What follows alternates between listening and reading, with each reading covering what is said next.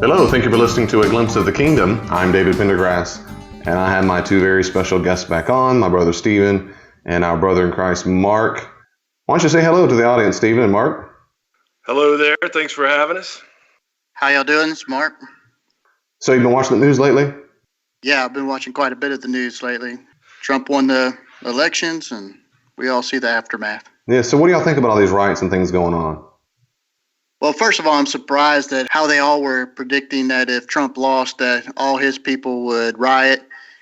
And that kind of gave it the idea that, that would never happen if Hillary, lost. It would never be that way. And then when she did end up losing, now all the Trump protesters are out in full force. People can't go to schools. To me, it's kind of absurd because no matter what, he was elected. He is our president. We still have to stand behind him. And all the protests are not making any progress towards anything. And from my side, Yeah. One of the things I keep thinking about is how should I respond? How would I respond if I were in their shoes? Now, I'm not in love with Trump or anything like that. If Hillary would have won, there's a lot of things about her policies that I don't agree with at all. But I know I wouldn't be out in the street rioting. So I've been trying to figure out why they're rioting. Like, what are they trying to get out of it? Are most of them just venting, or are they thinking that this is actually going to affect some sort of real change? I know Michael Moore has mentioned that, he wants to lead, protests that'll make the Occupy Wall Street look trivial, or he said something like that.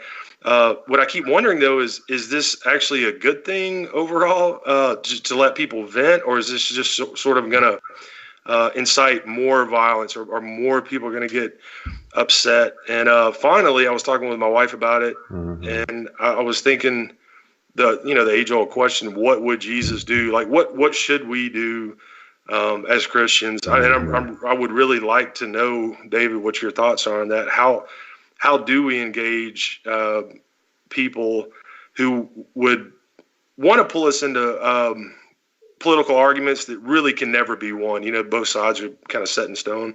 Like, how do you? What do we do from here? That's what's been bothering me. Man, me too. I've been really bothered. I do understand the role and the need to vent when people are surprised and to process the emotions and so forth. Well, I also concur with y'all both. I don't understand what possible benefit there is in this kind of government, unless we're trying to overthrow the government. I was going to say killing cars, but destroying police cars, robbing stores. I see these videos of people who are dragged out of their cars, random people dragged out of the cars and beaten up. Right. Now, that's not about protesting Trump. That's a kind of hatred that is evil. It's despicable and pathetic and horrible and childish, and it should be called that. And I do think there's some moral culpability on Trump for the kinds of things he said during the campaign that I think for a lot of people felt more permission to behave that way. Obviously, it's not his fault they are doing it, but I think the sense of almost moral permission is very unfortunate. And I think that stuff I think it should be addressed morally. It should be addressed. It should be addressed to the nation. I mean, he doesn't mind tweeting everybody about all the horrible things people are and they're losers and this and that. I wish that this would be the time to be presidential to tweet out all the stuff of how they should stop and knock it off and stop drawing swastikas on there and saying, make America white again and all this stuff and let's kill the Muslims. I mean, that stuff, it'd be a good time for leadership to say, knock it off. But also, of course, you would have to say, I apologize for any contribution I made to that. So it's bothered me that there's some things he said that I think gave people moral permission. And secondly, I guess it still bothers me that people think in America that's how we protest things. That's just not how we do it. And Yeah. it seemed to me that's not how we do it. But Stephen, I was thinking about, go ahead. I agree with what you're saying, but I think on a broader scale, as far as how leadership is, I think that the leadership, including Trump, Obama, and Hillary, should all come together at this time and start saying, hey, guys, this is not how we want our country to respond to elections. Yeah. We're much better than this. We're declining at a very rapid rate if we're going to put ourselves out there in such a manner over an election. Yeah. This is our democracy that you're putting down. You're not just putting down Trump. You're putting down everything that America stands for when you're sitting out there rioting. Yeah. And, Obama hasn't stepped up and tried to stop it. Hillary hasn't done anything to try to stop it. Trump hasn't tried to stop it, And these are our leaders that need to really get together and prove that they're on America's side right now and say, hey, let's kind of tone it down a bit. We're angry, we're upset, we're shocked. That's all right. You could be that. When you start hurting other people, that's when we have to say you can't do that. You can no longer do that. Yeah, and I was watching a live YouTube feed a couple nights ago, and they were protesting, and there were only about 2,000 people. I forget where they were, maybe Chicago or New York. And but there was a sign up that one of the cameras kept pointing to, and it was really big letters. It said "Assassinate Trump," and man, that's pretty severe. And they were screaming and chanting. But one thing I did find interesting was that the camera from the ground made it look like the whole city was overrun by protesters. And then they cut to a shot. I'm guessing it was like a GoPro attached to one of those drones. And they looked down, and then that's when you could tell it was just on like a couple blocks, and the rest of the city around it, everything was going on as business as usual. So yeah, the things people are saying is getting really nasty. But I also wonder if overall, like you were talking about on a broader scale, Mark, it would be great if the three of them said that. But I also wonder, too, how much of this is just being hyped up because it's great click magnet material for journalists. I did a rough calculation to illustrate my point. I typed in the number of protesters there have been so far. Let's say there's been 20,000. If you divide that by, 300 million people in the States, it's like 0.00000, 1% of the population that are actually out there doing this kind of stuff. But the media, if they keep, glorifying it and just that's all they talk about, and then the leaders don't step up, like what you're saying, Mark, to tone it down, it seems like it could get out of hand, even if it is small right now, because it's pretty nasty. Yeah. I think this very similar thing, I guess, but also think about, even though it is a small percentage, the damage they're doing is so bad. I was thinking the gravitas, the gravity of what they're doing. I know some students here who go to KU who are genuinely scared. Muslims have been threatened. They've been spray painting things on the walls. I mean, there's just been a lot of horrible things. And I know they represent, a small percentage of the population here, but I mean, they're genuinely scared. And I don't think a tweet from Trump solves it all, but I do think that being more deliberate and proactive about what's going on would be very necessary. I'm also nervous about, I'm going to go back to your thing here in a second, Stephen. You were talking about what would Jesus do? And before I say it, I was thinking, politically speaking, I don't talk much about politics because I guess, frankly, I don't care that much. As a Christian, my allegiance is so much to Jesus. But though I'm certainly an American and I'm proud of that. But I'm scared of the precedents this sets. And this is what we're seeing now the last few times. If a person gets shot and they should not get shot when they don't deserve it and so forth, but then there's constant riots. Now the election happens with riots. If this goes on for a couple of weeks, what's going to happen next time? It just sets a precedent that I'm concerned will harm the future. It'll harm. How many police officers now are in more danger?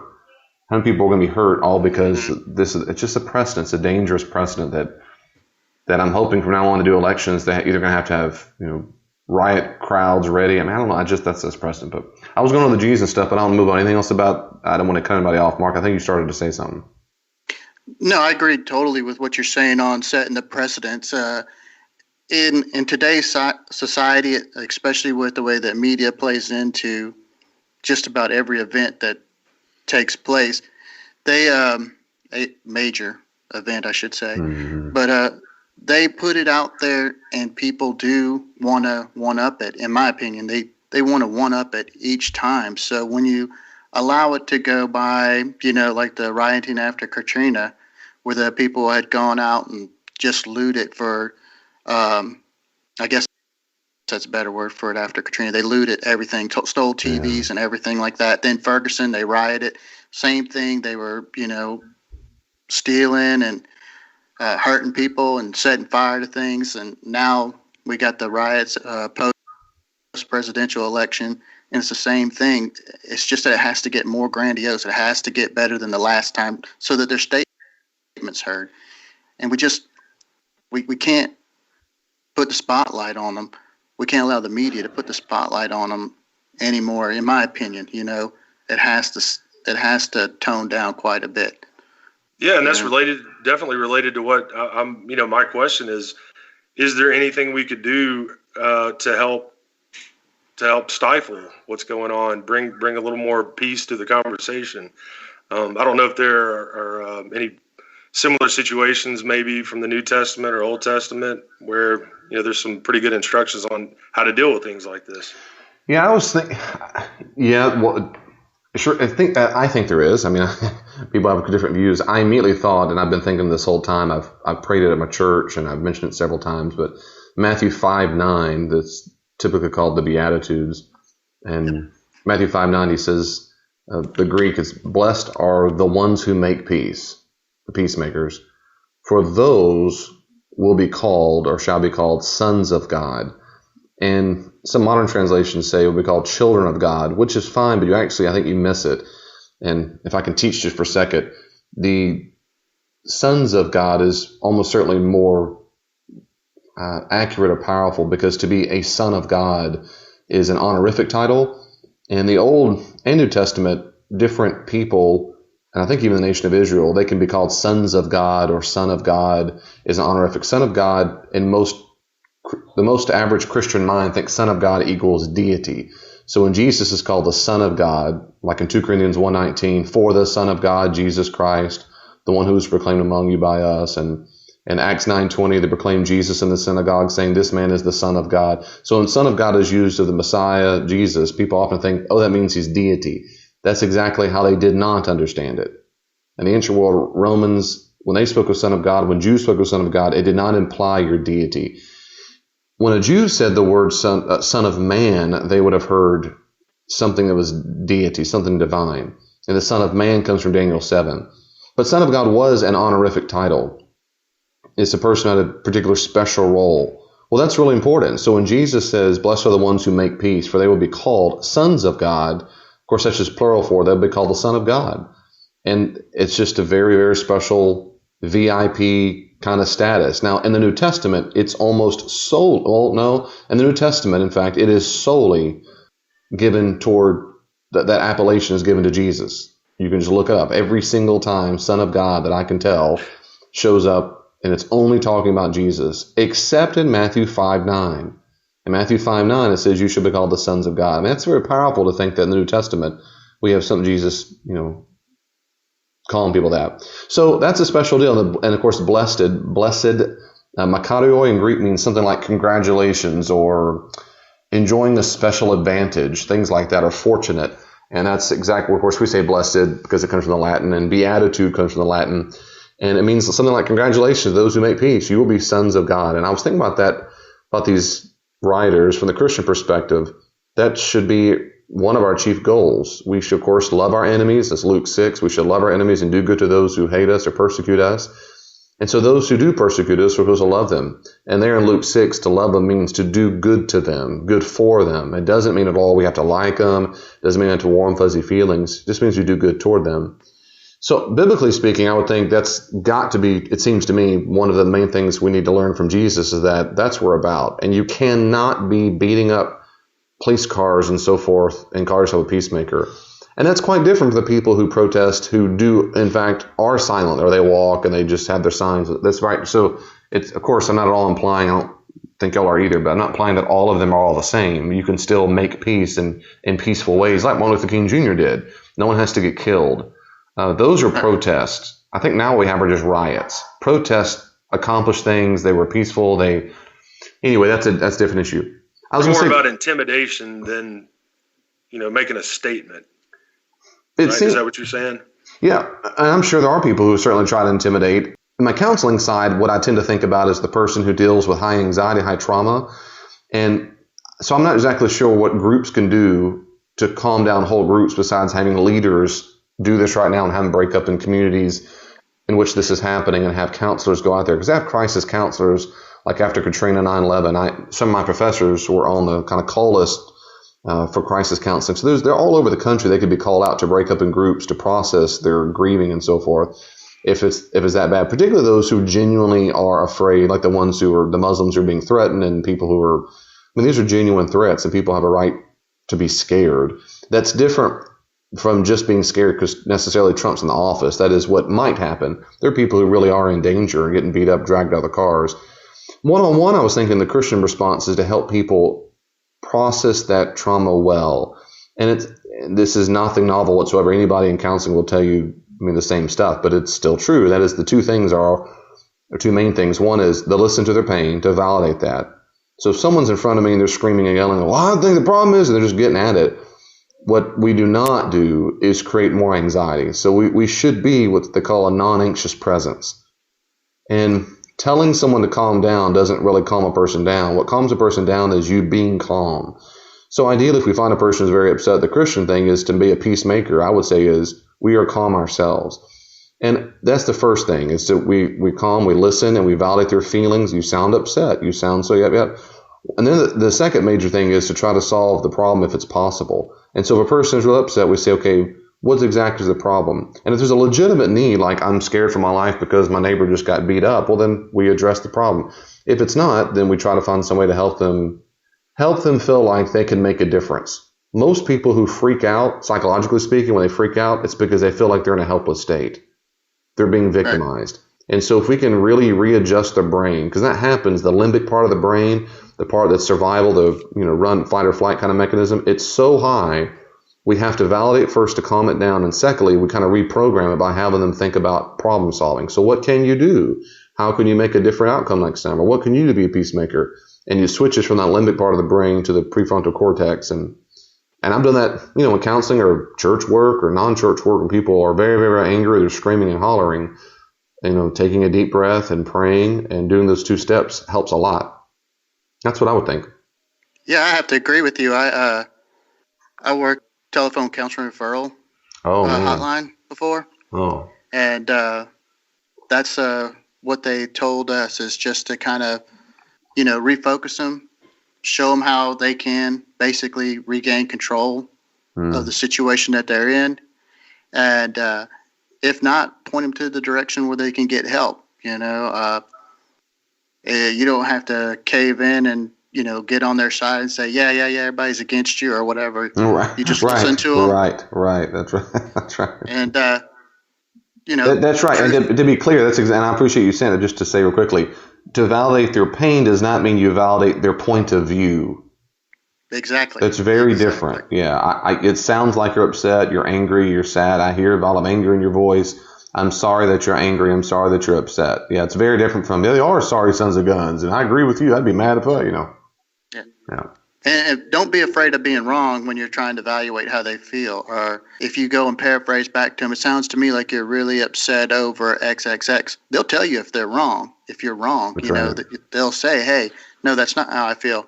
But it also throws the control back into their court, because they're going to say how they feel. And you can say, oh, okay, I hear now that you feel. And they're like, yeah.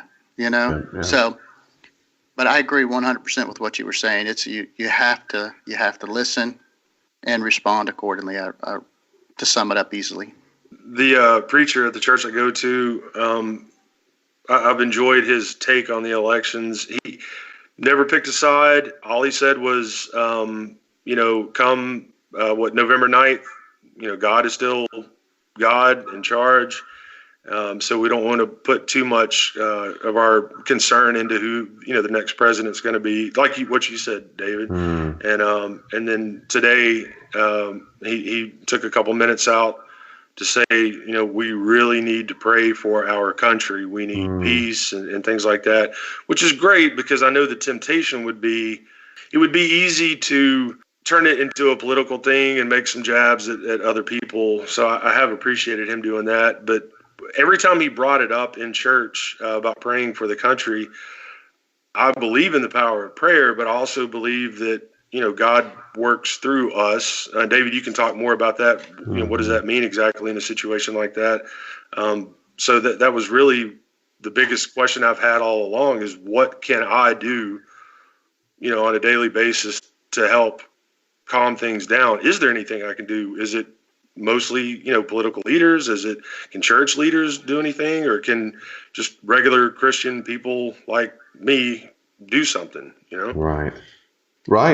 That's very interesting because it kind of rolls into maybe a little different subject, but there were people that were praying for a different outcome. So what do you do when God doesn't answer your prayers to the way you wanted them? What's the right way to respond? Yeah, on the radio the other day, I heard a woman say that she was convinced that God had ordained completely Donald Trump and Pence, and this is exactly what he wanted, and this is exactly what's happening in the end of time.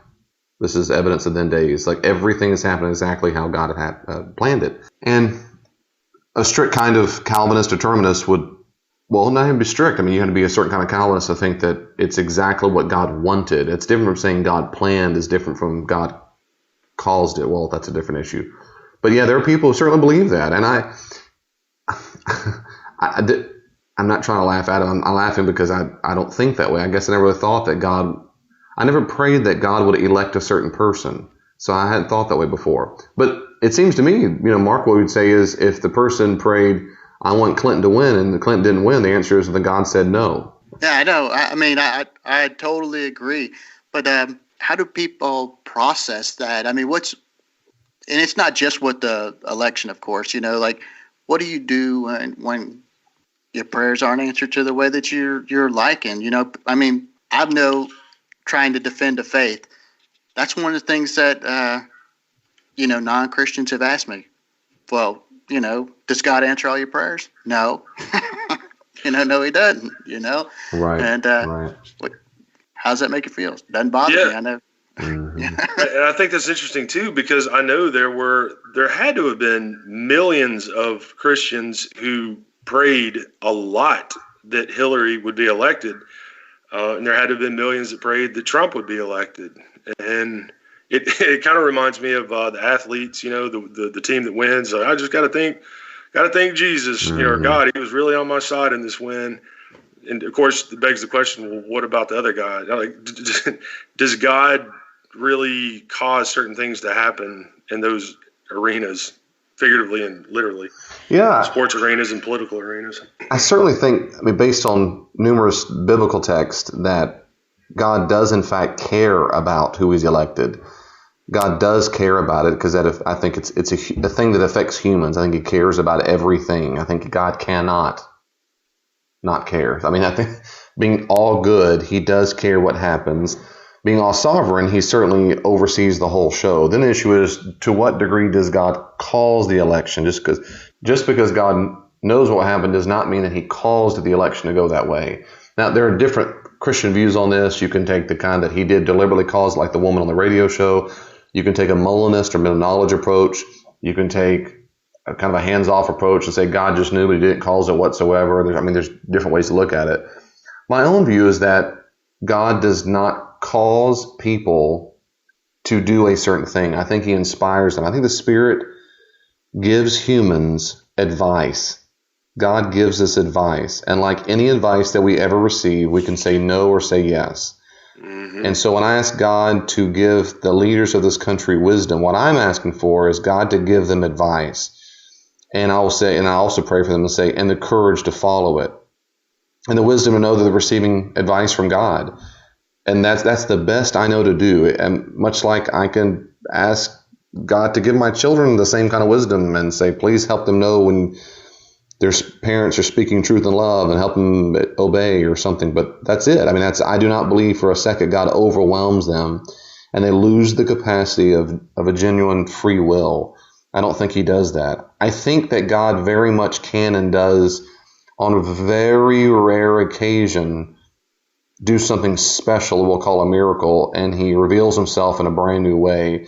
But then, even then, my view is that He still does not override their free will. It's just He exposes them to something which their will now can make a decision about in a way it could not make before.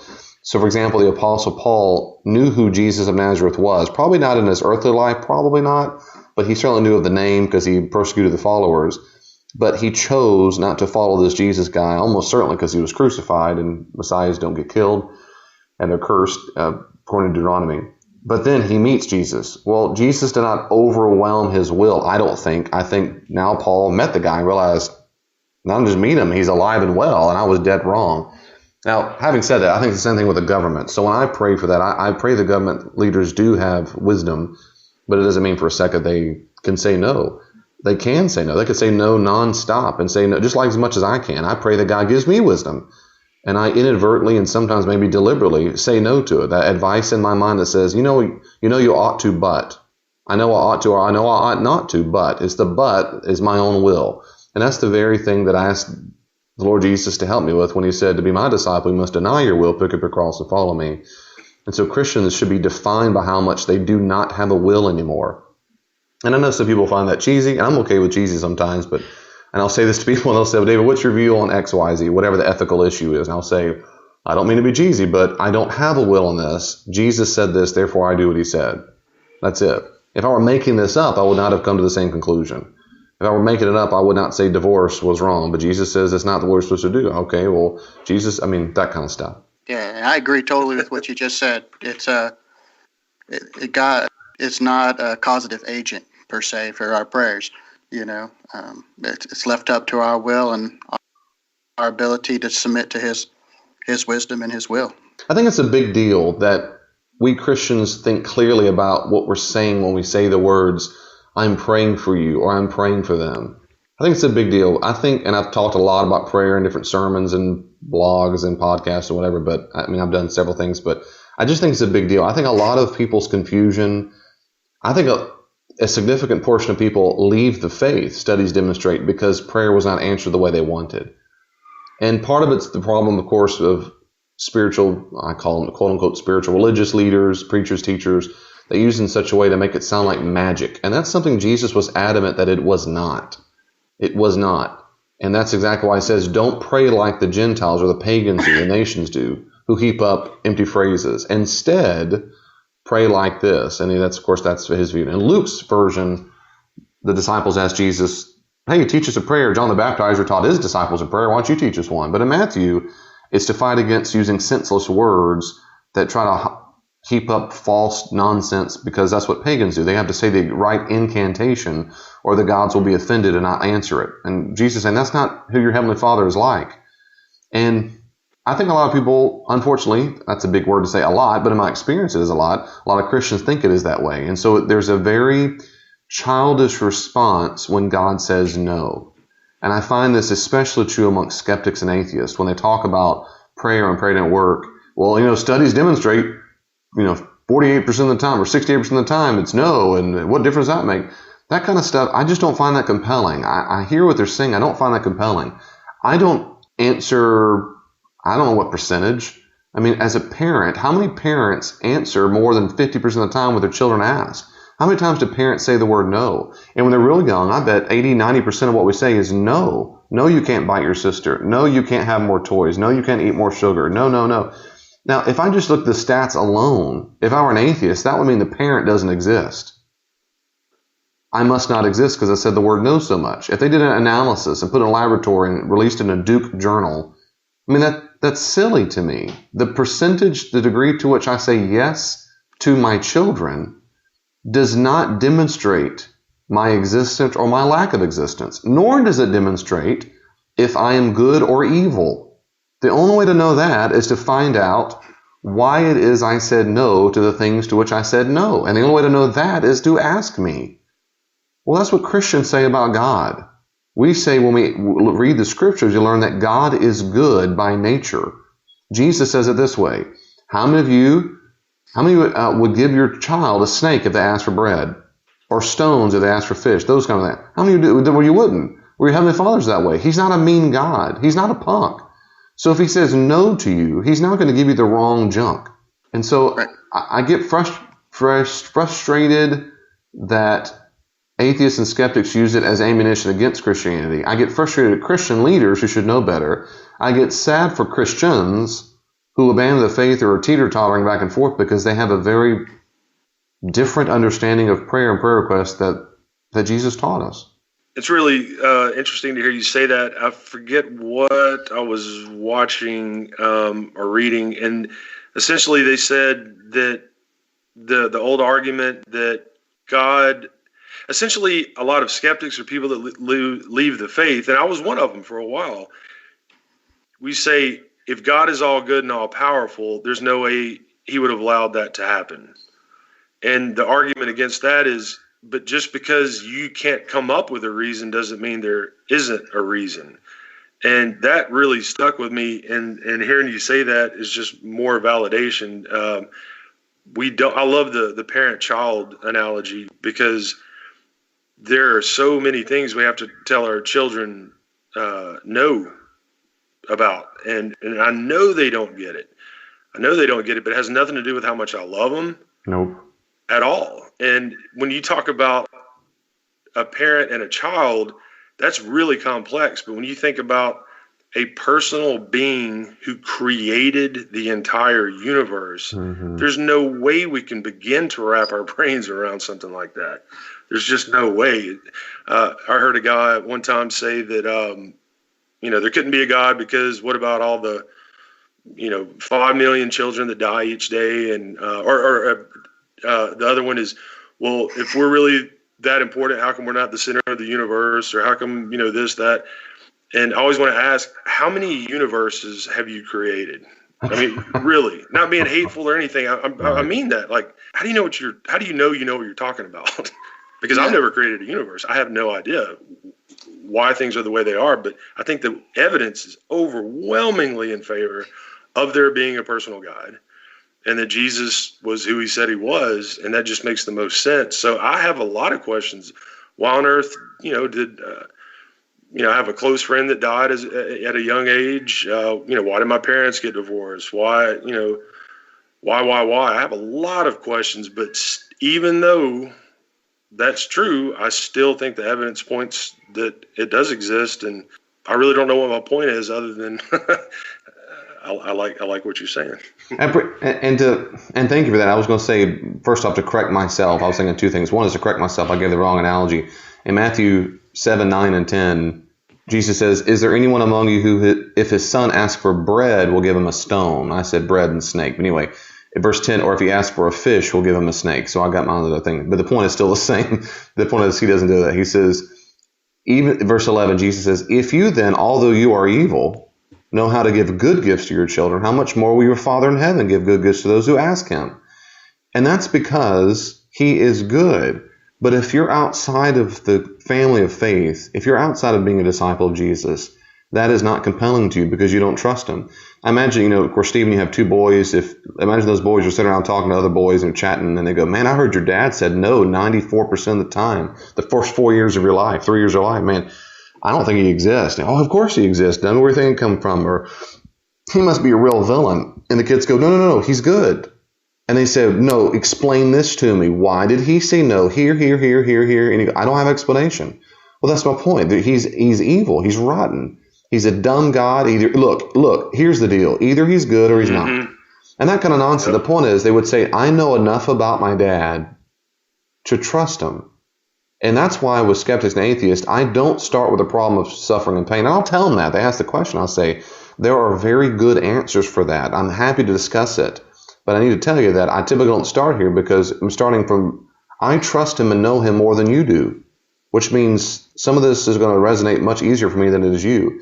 That's the first thing, to correct myself, and then the second is that. The third thing I'd say is, I was thinking about the notion of how many people have died. You're talking about starving babies and stuff like that. It's exactly right. I've thought about a lot like that lately. And one thing I'd say is, this doesn't make it all right. It doesn't, okay. But this one website shows us there's 1.4 billion abortions since 1980 worldwide. By Planned Parenthood since 1970, 7.2 million. Black babies since 1973 in the U.S. alone, black babies, 17.859 million. And so we're killing off way more people than starvation. The number one most dangerous spot, this is studies, the number one most dangerous spot on the earth, is in a womb. The last statistic I read that 7 out of 10 black babies are aborted. Planned Parenthood was started because of eugenics. Anyway, I've gone for a long time. The point is, that's so terribly sad. I wasn't thinking about that the other day. When I was thinking about this issue of the sickness and death and so forth, and it hit a moment. I like analogies. And by the way, when I give an analogy like parent to child, I'm not making an argument by analogy. I'm saying the biblical text, I could take you to Job or 2 Esdras, which is a Christian document. There's several documents that speak about God's infinite wisdom and not being able to explain to us all that we go through. So there's biblical examples for that. And so I'm just giving an analogy to prove the same point, but I'm not making an argument based on analogy. But to give you another analogy for something else that's not an argument for, but it does, I think, manifest or exemplify a biblical principle. And the bottom line is, it's this. It's our job description. When someone gets really, really ticked off that there are people who are dying, if God were good, why didn't he fix all the starving children? That is just asking the CEO of Payless, why didn't he do my exchange on my shoes in the store? If he were good, he'd show up right now and make my... Oh, what is the analogy? The point is, it's not a job description. Now, what I mean by that is, the Bible is consistent on this point. God designed it. This is a footnote here, because sometimes I get so frustrated about this. The biblical picture of God is unlike the other understandings of God in the ancient world. It is very, very different. The other cosmogonies are early stories of how Earth came to be and what the purpose of the gods were and the purpose of humans are very distinct from what Jews said. Other religions, Canaanite, Mesopotamian, Egyptian, they had similar features. I'm not going there right now. Maybe we can do another podcast on that. But what Jews are very different is that God created humans on Earth, and that this is another thing Christians should stop saying. They were not designed to serve God. That is God, because God has no needs. Adam and Eve, it never says they were the first humans. It never says that. It says he created them, and then he makes Adam and Eve in Genesis 2. But these particular humans were created to till and take care of what was called the garden. And all ancient monarchs or kings had a garden nearby. So their role was to take care of the garden. Well, the benefit of taking care of the garden is that they're near the king. And in the biblical picture, God, of course, is king over all the cosmos, which is why he made the heavens and the earth. It's his cosmos. But in any case, they're not there to serve food or water or anything for Yahweh. But in other creation cosmology stories, that's exactly what they were for there. They were there to serve the gods. They created humans to serve them. But that's not what we do today. We don't serve God. So people say Christians should serve God. Literally, we do not. No more than I don't serve the Payless customer, the normal store doesn't serve the CEO. But instead what they do is they serve the ways or the commands or the infrastructure that the CEO wants. And my point of that is, so what God designed humans to perform a certain job description. And it's our job, and it says this, to be the image of God means, it says specifically, that's to take over and care for the earth and rule over it and subdue it. Our job is to rule over the earth, take care of it. Now, based on the Old Testament laws, and then of course through Jesus, he says this over and over and over, and all through the New Testament, the number one ethic we should have to each other is love. So we care for our neighbor, we care for our enemy, we take care of their needs. We find this in Acts chapter 2, Acts chapter 4, when it says that there was no needy one among them because they were united in spirit, mind and body and spirit. They were united together. The point is, the Christians Christians understand it. They're supposed to understand it, that humans have the job description to take care of the poor and needy. And that's why I mentioned this in my book. If we spent the much money, we've spent over $1 trillion in 1 year on entertainment alone. It would take just a few $1 billion to pay for all the poor. We could hire, I don't know, we could go. The point is, it's our job description. So when people get so angry at God for not doing the thing that humans are supposed to do, it's might say ironic, or at least hypocritical or confused. They should be mad at themselves. How much have they done to help the orphan? And the Christian response, and I'll say this last thing and get off my pedestal here. The Christian response is God cares for all of them. God cares for the starving Africans. He cares for the starving Americans. He cares for them. He loves them. He cares and loves them so much that he designed humans to care for their goods. To care for their good. That's the whole reason we're designed to. That's why Jesus showed that. We're supposed to care for the good. It's in our job description to do it. It's not in his job description. when he does care for their good in full, that will be the end of all time. And when that happens, we will no longer have the moral responsibility for our neighbor that we have now. And that is crucial. Having moral responsibility for our neighbors now forms our character. It lets us see whose side we're on. And on and on. It allows us to build genuine love and hate genuinely what is evil. Paul said that to abhor what is evil, to love and cling to what is good. So it's our job description to make sure that we're feeding the hungry, we're doing this right, and that God inspires His people. And it's the church who does it. Churches started orphanages. Churches started hospitals. And that's one of the best and one of the worst things that ever happened is when Christianity became the legal religion. And when that happened, of course, they were the ones who started orphanages, all these things, and now the state takes over and starts building orphanages, and so, which is great. But now that they have an enormous amount of other ways to give, the church has greatly reduced the degree to which it is that light to the nations. Wow, it had me thinking just then. What would the world look like if I forget how many Christians there are in the world. It's over 1 billion, right? Well, if you include Mormons and everybody, it's about 2.5 billion. Yeah. So if all Christians were to make it their top priority to carry out those duties, taking care of the poor, showing more patience, et cetera, like really getting out and serving. Absolutely. 10 hours a week, what would the world look like in a year? Absolutely. And I know Christians in churches already do a lot. There's no doubt. It's hard to believe that we're all doing what we could be doing. When you look at the state of the world in terms of the amount of suffering and things like that, I really think we could do a lot more. It seems that way. I think so too. And I'll say this last quick thing. I think so too. And of course, remember, not everyone is a Christian. So even if we had 5 billion people, we still got 3 billion people who are not. And that includes drug lords and warlords in Africa who block relief and food and oppress people. And that's the point, is that they're not acting according to God's design. They have evil, they're completely living outside of God's design. And because of that, it causes harm. It causes, even though there were famines, I know that stuff, but if they were surrounded by Christians, the church we have a supply chain set up, it would take care of all the needs. Well, speaking of drug cartels, I was talking with my wife earlier about this. I thought, what if all the Christians in the U.S. that do drugs, buy drugs, whether they're in college or older, didn't? It seems like that would there have to be millions of people that call themselves Christians that buy illegal drugs. That's true. Right? I mean, just statistically. That's true. So there would be a lot less murder in, say, Mexico or Colombia if people were doing what they were supposed to do as a Christian. Mark's using it right now. I mean, it's pervasive. I am. Yeah. And we didn't want to do this on air, Mark, but this really is the purpose of the podcast. I shut down on intervention. That word shuts me down.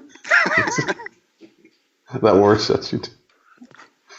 Yes. Just to kind of recap, though, I mean, if we want to tie this all back into the rioting and how we should respond, basically, whether you're a Christian or not a Christian, it seems like it should be the humanistic virtue to be able to look out for your brother and not want to do any harm to anybody else, because you would never want it to circle back around to you. So if we are our brother's keeper, then we shouldn't be out there rioting because something didn't turn out the way we want it to. We need to make it work to the benefit of the whole. I know that's a bit altruistic, but nonetheless. No. I mean, of course, technically it's not altruistic at all, because like you just said, you do it so that it might not happen to you. In other words, it is selfish. It's the opposite of altruistic. It's narcissist. But that's exactly, if you're not a Christian, it just seems to me there's no way around that. That is, and this, of course, C.S. Lewis noticed this a long time. It's been noticed for a long time, but he says it perfectly in Mere Christianity. What you just mentioned, that is, now this is a different subject, but it's on the subject. That is, we should be good. He says, but yeah, if a person says we should, why should we? And he goes on and on, well, if we should, well, and he ends up with basically it's good for humanity because it helps you survive. He said, so the reason why we shouldn't be The reason why we should be unselfish is because we're selfish. That is for selfish reasons. And that's of course, in other words, it's not altruistic. It's for selfish reasons. But I hear what you're saying. If you're not a Christian, you said the word humane. That is what it means to be human, I guess. At minimum, can we appeal to people's self-preservation and narcissism and that stupid, silly karma nonsense that people keep saying, well, hey, because they're more likely to believe that than they are the teaching of Jesus. True. Yeah, maybe we can appeal that. Like with children. That's what you do with children. You appeal to their narcissism. Make it more about them. Yep, and back to the children thing now. My parents told me no a lot. I mean, my parents got good at it. Like, I'd ask, like, partially, like, I'd be, Mom, no. I mean, a kid would just come out. I'd be walking down the hall, and both my parents would shout out a no. No. Like, what? I thought that was your name. No. Yeah. I was like, man, that's crazy. So I've got really good at saying no to people. Just like, even if I want something, I just automatically say no. And I go like, gosh, I really wanted that ice cream. Why did I say no? Well, so it's my parents' fault. And so they did not exist. That's the No, point. my parents did not exist. That's the ultimate therefore, point. I am not here. You're not here. And yes, indeed. Good job, guys. Thanks a lot, man. I appreciate your time together. Yeah, thank you for letting us be a part of this. Thank you so much for listening to the podcast. I really do hope that you enjoyed it. I hope you'll listen more. If you want more, go to davidpendergrass.com. There are tabs at the top that let you have access to all the podcasts I've recorded, to sermons I've done, books I've written. They're all there at davidpendergrass.com. You can also check me out on Facebook, facebook.com/glimpse of the kingdom. facebook.com/glimpse of the kingdom. And also look at my Twitter feed at glimpse the kingdom or at Dr. D. Pendergrass, at Dr. D. Pendergrass. There's tons of ways to reach out. I hope you will. Send me your questions, send me your comments. If you'd like to support the ministries of Glimpse of the Kingdom, you can also find ways to give online on davidpendergrass.com. If you'd like for me to come and do some consulting, check out my website, davidpendergrassconsulting.com, and I'll be happy to come out and speak to your organization and help and train any way I can. God bless you. See you online.